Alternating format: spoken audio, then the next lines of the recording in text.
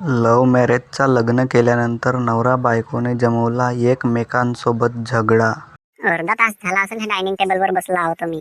हा, पण खायला जेवणाचं ताट आणलं असेल तर माझ्यासाठी करून. एवढी सत्यानाची बायको आहे. हा, किती कामधंदा करून या, मेहनत मजदुरी करून या, पण नाही का जेवायला नाही दे. हा, पागलकोटची. खायला ओरडत्यात एवढ्या ना. एक कारटोंडे, बिना अकलीचे. तुला म्हणलो का जेवणाचं ताट करून आण म्हणून ना माझ्यासाठी. तू किती वेळचा याची वाट पाहतो. पण आणलीस का तू? तुम्हाला थोडस थांबा म्हणलो ना, कुकरवर दार मांडले होते तर. कुकरवरची दार शिजवलाय आणि तुम्ही पहिल्याच्या पहिल्याच इकडे ह्या करत्या. धिंगाणा मचवत्या. स्वयंपाक व्हायच्या पहिल्याच कसं काय जेव जालत? बेकारच रे बापा, ह्या लव्ह मॅरेजची लग्न करणं पापच आहे. अरेंज मॅरेजचा केला का झोडप्या तरी देवाला भेटते. चादरा झोडपून काढतात मग नवर. लव्ह मॅरेजचा केला का अतिशय करतात. भेटत असेल तर दुसरी काम नाही आणत. मला कारटोंडी ना कोरटोंडी करत्या तुम्ही. तुम्हाला वाटावलं पाहिजे ना. जास्त दिमाग नको खाऊस. फुकट लग्न झाला म्हणून तुला आणलो. परवून आणलो म्हणून. अरेंज मॅरेजचा करायला गेलो असतो तर फालतू खर्च बसला असता लग्नाचा.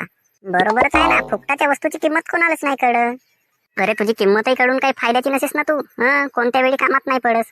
विनाकारांचा इकड तिकड ह्या करतेस, मोडल्याभर हिंडतेस. आणि तपनामध्ये जास्त हिंडू हिंडू पारी पडतेस आणि बांडुकलीशी आहेस. तुम्हाला लंबी भेटत होते काम नाही आणल्या तर, आणि भुरी तरतडी. मला कारटोंडी बांडी असं ना तसं म्हणतात. पहिला समजावलं पाहिजे होता ना. डायरेक्ट आलतो मी तुमच्या घरी. तुम्हीच आणल्या ना 5-6 महिने पहिले. मस्त बोलत चालत होत्या तेव्हा काही नव्हता म्हणत. मग आता लग्न झाल्यावर मस्त धिंगाणा मचवत्या. धिंगाणा मचवत्या म्हणते. म्हणलो मला वाटतच होता तुझ्यामध्ये फाल्ट आहे म्हणून.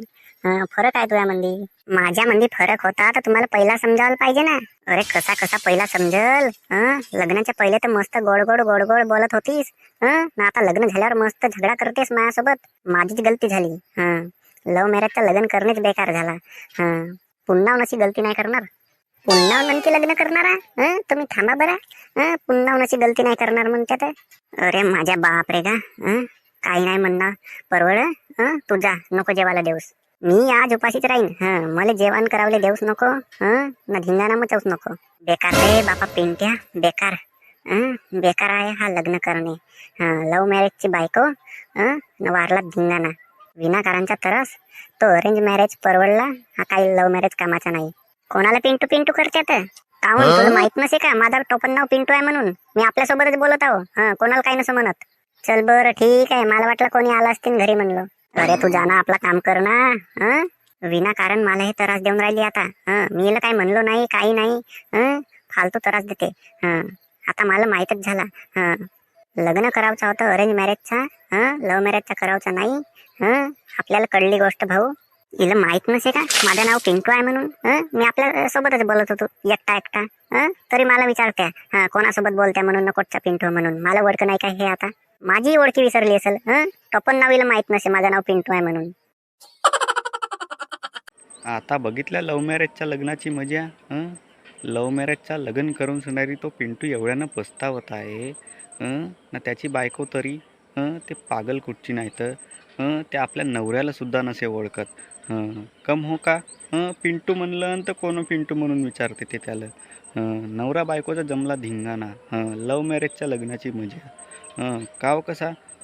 आता लव्ह मॅरेजचा लग्न केला. पहिला ओळखत होतं, जान पहिचान होती तो तरी पण नाही का एकामेकाला समजून नाही घेत. आता अरेंज मॅरेजवाल्याची कशी मजा होते मग. त्याची तर ओळखी नाही राहते. त्याला तर डायरेक्ट येऊन जोडणे राहते. यायचा तर पहिलेचाच लफडा जुळला राहते. तरी पहा ना किती झगडा होते. मग असा होते लव्ह मॅरेजच्या लग्नाची मजा. मग कशी झाली पिंटूची मजा.